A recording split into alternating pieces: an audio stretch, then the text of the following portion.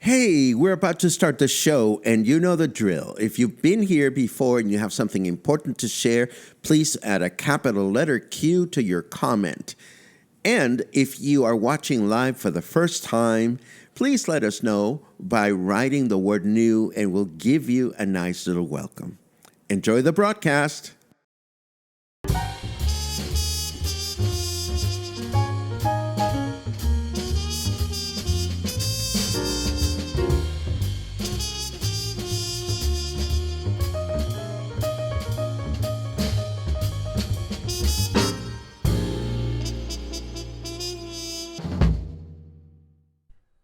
Hello, good morning. Welcome back to Coffee and Headlines, our morning get-together live here on Facebook, where we take a look at news from our city, state, and country. We take a look at what's coming on, what we can do to have fun, to better connect with our city and with each other as a community of English-speaking locals living here in Puerto Vallarta, and as a community that includes a bunch of people, a bunch of friends that watch us from elsewhere, that are missing the city, that are planning to move here, that have a vacation coming up, you name it. This is a place where we try to find all kinds of wonderful information about the life of a person that lives here full-time, the locals. So if this fits your, what is it? If it fits your bill, if it floats your boat, if it is what you're looking for, well, you've come to the right place. Today is Saturday, March 16. We're getting closer and closer to the beginning of spring, and closer to Semana Santa, and closer to my trip to Guadalajara. All kinds of good stuff, if you ask me. But we have some news that I've put together for you, and I'd like to share them right away. So we might as well get started with that. This is excellent news from the local the Boca de Tomates turtle camp. They announced their results for the latest turtle season. As you know, sea turtles come and go once a year here in Puerto Vallarta, and in all Banderas Bay for that matter. They make a long journey to procreate and to deposit their eggs in the sand. And then the hatchlings come back and are returned to sea, or sometimes they do it on their own accord. But this time around, the turtle camp, which is located on the beach near the Puerto Vallarta International Airport, managed to protect and secure 778 turtle nests, which is actually a lower number than in previous years due to Hurricane Lydia. Even so, they were able to release 277,523 turtle hatchlings back to the ocean. I think that is amazing. I will admit I've never had a chance to visit this turtle camp yet.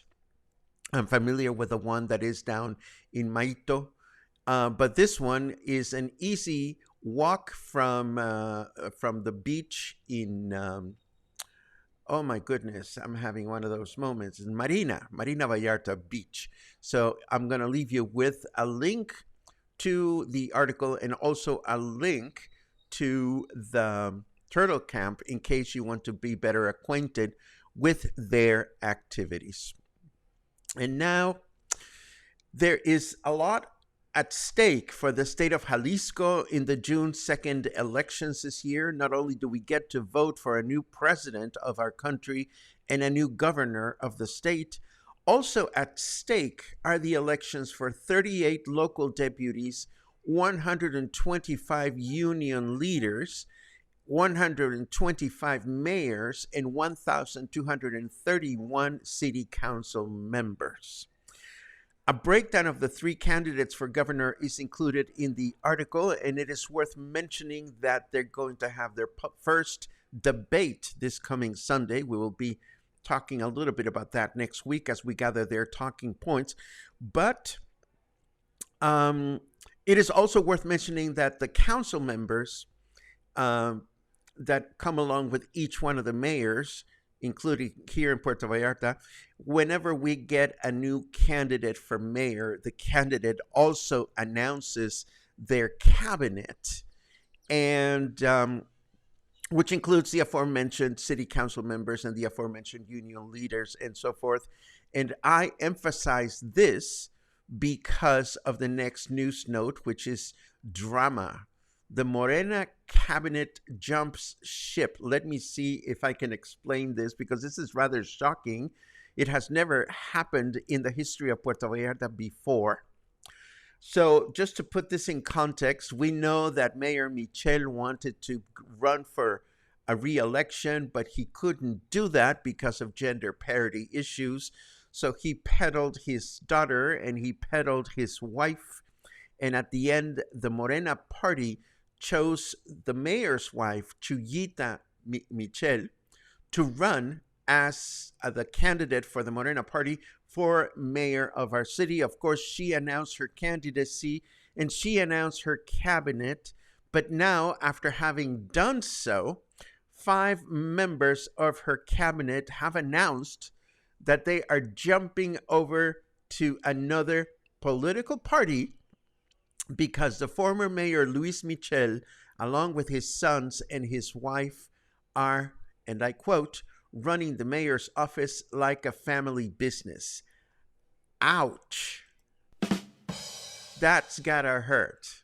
So imagine that you are the producer of a play and you have announced the dates in which your play is going to be performing at venue A, and you've announced the cast, and you've printed the posters and the tickets, and you're already taking in reservations and so forth and so on. And all of a sudden, a good half of your cast says, oh, no, we've had a change of heart, and we're going to be in another play run at another venue. So that is how big and crazy and screwed up this situation is. I tell you, everywhere I read, despite the fact that the Morena party insists on putting out these posts that our mayor is so popular and has such a high approval rate, the fact of the matter seems to be that the job of being the mayor of Puerto Vallarta was simply too large for Mayor Michel, and now we are all living with the consequences. But what are we going to do? Let's look at the weather. And the weather today says, I burnt all those shit-talking clouds out of the sky. Okay, whatever. It is 24 degrees out there. Humidity is high at 75%. Remember, summer, it's coming back, but not just yet. Not yet, Satan. Can you tell I've been doing research for my Requiem presentation? Today, forecast. Saturday, it's going to be humid with mostly clear skies throughout the day. A little bit of a chance of rain, but nothing to write home about. It's going to be a high of 28 and a low of 21.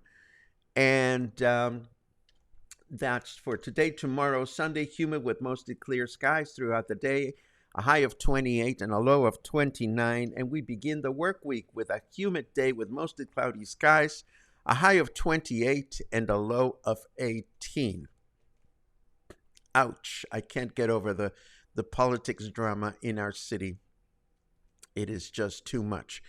Anyhow, moving right along. What else do we? Oh, yes. Oh, yes. This is yummy, yummy news. You may have noticed an increase in empanada offerings at local supermarkets, and there is a reason for that.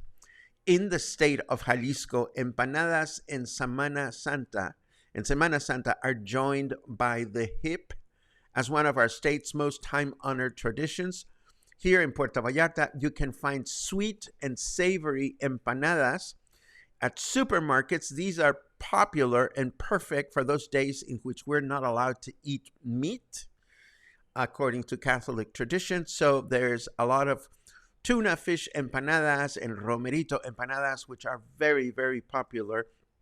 And of course, in Guadalajara, empanada bakers proliferate all around the cathedral with many, many flavorful options. And this is happening as I speak. Note to self, bring a Tupperware or something this coming weekend to Guadalajara, because I'm going to be looking for those empanadas after I come out of the performance of Mozart's Requiem with my friends. I'm really looking forward to that. And this is interesting because we actually don't need Taste Atlas to figure this one out. The popular experiential travel online guide for traditional food around the world has determined that the most popular Mexican sauce is, drum roll, mole. Yummy. But we already knew that. I made chicken mole enchiladas for dinner last night, so I can certainly relate. Of course, the best places in Mexico to enjoy traditional mole sauce are the states of Puebla and Oaxaca.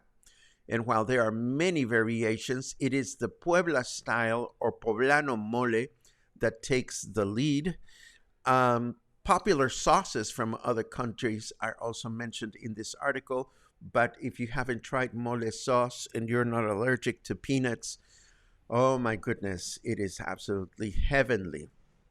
And speaking of the best, and according to the French company NPerf, the best internet provider for streaming in Mexico is TotalPlay, in case you were wondering. For over a decade, the company's mission has been to accurately measure, evaluate, and enhance the understanding of internet connectivity around the world, and now they have come up with this tally. So if you are looking for an internet provider here in town, you may want to consider TotalPlay. Last but not least, if celebrating St. Patrick's Day is a thing for you, Whiskey Kitchen has you covered tomorrow from 10 a.m. to 10 p.m. with live music and special menu to commemorate this date that is quite very much celebrated elsewhere, not so much here in Mexico, but hey, if it is your thing, go wear something green and have a good time at Whiskey Kitchen. And now, your comments and your plans for the weekend and your reactions to my comments and this, that, and the other. Let's see what you are up to this morning. Lots of good mornings. Lots of good mornings. Vancouver's in the house. Let's see. Oh no. Dan and Kathy are still waiting for Zapal. I'm so sorry to hear that. I hope it gets resolved soon. Let's see. Los Angeles is in the house. Los Angeles heading to Orlando, Florida. Yay. Let's see what else we see. What? I hope that is biodegradable in Chicago. Oh, that's right. In Chicago, you dye the river green for St. Patrick's Day. It is that important. Not so much here in Mexico. Most of the green water in... I'm going to say something disgusting. If you go to Xochimilco, the water's already green just because of all the algae and stuff. Boom, boom. Yes. Let's see what else we have. Da-da-da-da. Da-da-da-da-da.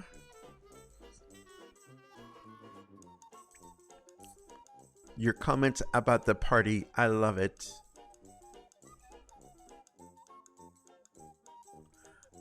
Kelly says, I have to believe the cabinet tried talking to the family and got nowhere before they jumped ship. Well, again, what was published, including some quotes from the people that jumped, was not very favorable to the Morena party and was not favorable at all to the family of our former mayor, Luis Michel. Am I surprised? Not at all. Let's see what else I see. Oh, I am so envious in the best possible way. Enjoyed a bliss lunch at Playa del Joli yesterday. I haven't been to the Oasis del Joli in a long time, and you just made me crave that wonderful spot. Thank you for that, Barbara. I'll add it to my wish list. Let's see. And Albert, who is still in his Guadalajara honeymoon. Oh, did I have great mole in Guadalajara? Guadalajara is a great place for awesome mole.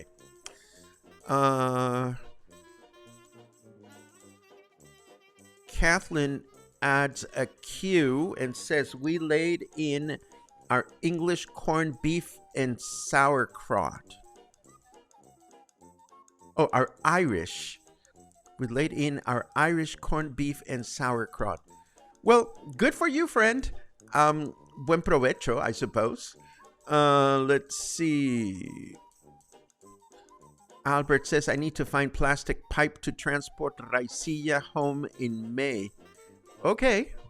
That's right. You've been buying a lot of booze, Albertito. Maybe you should leave some of it here. We can drink it for you. Pinch me. I'm Irish. I visit our local MX store for empanadas this week. Good for you. Good for you. And yes, to all of you that are Irish and celebrate St. Patrick's Day, Mazel Tov. Just kidding. No, felicidades. Enjoy the day. And for me, I'm going to enjoy a really fun weekend. I have a lot of crocheting to do for a special gift that I'm putting together for a special someone. But other than that, between planning the next music appreciation presentations, keeping the content happening here at Coffee and Headlines, and enticing event organizers to come and join me live on the new Wednesday broadcast, and taking care of little Luna, of course, my plate is full, but it is a happy plate. Have a great weekend, and I will connect with you again on Monday with more news and stories to share. Have a good one.